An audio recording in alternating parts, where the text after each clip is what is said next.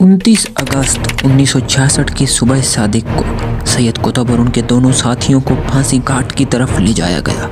रास्ते में ये अहबाब सुबहानल्लाह वल्हम्दुलिल्लाह वल्लाहु अकबर के नारे लगाते हुए एक दूसरे का हौसला बढ़ा रहे थे, एक दूसरे को जन्नत में रसूलुल्लाह और उनके असहाब से मिलने की खुशखबरी दे रहे थे।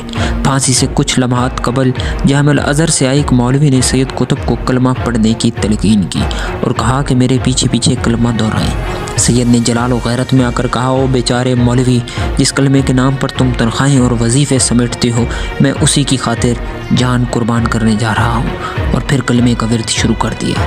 जलाद ने सैयद कुतुब के चेहरे को काले कपड़े से ढांपा और फिर पलक झपकने से पहले सैयद कुतुब और उनके दोनों साथियों की जिस्म रस्सी से झूल गए। इन्ना लिल्लाहि व इन्ना इलैहि राजिऊन।